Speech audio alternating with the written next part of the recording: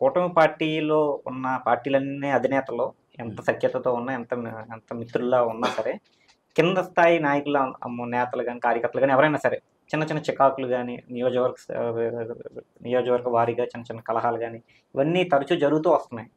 ఈ ఈ సఖ్యత ఎప్పుడుకొస్తది? ఇప్పుడు మన ఇంట్లో ఒక నలుగురు మెంబర్స్ ఉన్నారు అని అంటే, ఏది ఒక అమ్మ నాన్న, ఒక నలుగురు పిల్లలు ఉన్నారంటే, ఆ నలుగురు పిల్లలు ఎప్పుడు ఒకేలాగా ఉండరు. మా నాన్న ఒకేలాగా ఉంటారు ఎప్పటికైనా కూడా. మీకు పంచే ప్రేమ కానీ అవన్నీ ఒకేలాగా ఉంటాయి. కానీ ఇక్కడ ఈ నలుగురు పిల్లల్లో ఒకడు చదువుకునేవాడు ఉంటాడు, ఒకడు సరిగ్గా చదవనివాడు ఉంటాడు, ఒకడు బాగా ఆడేవాడు ఉంటాడు, లేదు ఇంకొక దాంట్లో నైపుణ్యం ఉంటాడు.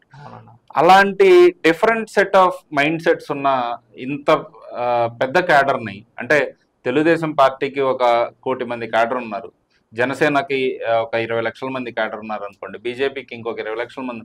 వీళ్ళందరి మైండ్ సెట్లు కలవాలి అని అనుకోవటం కూడా కరెక్ట్ కాదు. End of the day main leaders ఏం చెప్తున్నారు, మెయిన్ లీడర్స్ ఎలా ఉన్నారు, మోడీ గారు బాగున్నారు, చంద్రబాబు నాయుడు గారు బాగున్నారు, పవన్ కళ్యాణ్ గారు బాగున్నారు, వారు ముగ్గురు ఫ్రీక్వెంట్గా కలుస్తున్నారు, అన్ని ప్రోగ్రామ్స్ అందరూ కలిసి పాల్గొంటున్నారు. అంటే మోదీ గారు స్టేట్కి వచ్చి పాల్గొనలేని సిచ్యువేషన్లో బీజేపీ వాళ్ళు పాల్గొంటున్నారు.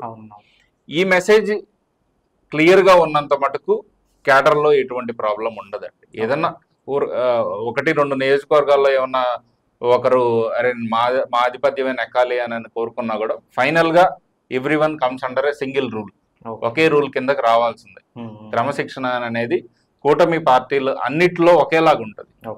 సో కార్యకర్తలు వాళ్ళకేంటంటే ఇన్ని రోజులు కొన్ని ఆశలతో ఉంటారు, అరే ఈ నియోజకవర్గం నేనే చూసుకోవాలి, ఈ నియోజకవర్గంలో నాదే పెత్తనం చలామణి అవ్వాలి అని కొన్ని ఉంటాయి.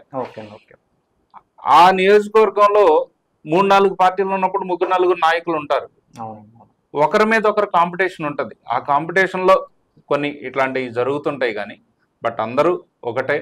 ఫైనల్గా డెసిషన్ అనేది పైనుంచి ఏ డెసిషన్ వస్తే అది. ఇప్పుడు మొన్న ఎన్నికల్లో మీరు చూశారు, 163 సీట్లు 164 సీట్లు కూటమి గెలిచింది అని అంటే ఏ లెవెల్లో స్ట్రీమ్ లైనింగ్ జరుగుంటది?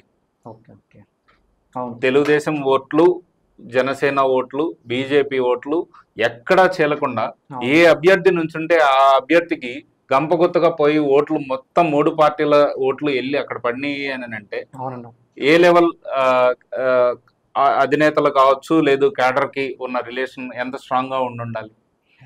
సో ఇక మీదట కూడా అందరూ కూడా ఒక పాయింట్ ఆఫ్ వ్యూలో ఆలోచిస్తున్నారు. మనకి ఇప్పుడు రాష్ట్రం ముఖ్యం, రాష్ట్రం బాగుండటం ముఖ్యం, రాష్ట్రం అభివృద్ధి చెందటం ముఖ్యం, రాష్ట్రంలో ఉపాధి ఎక్కువ కావటం ముఖ్యం, రాష్ట్రంలో ఉన్న నిరుపేదలు కొంచెం వాళ్ళ సామాజిక విలువలు పెంచుకొని పూర్ టు రిచ్ అవ్వటం ముఖ్యం P4 కాన్సెప్ట్ ద్వారా.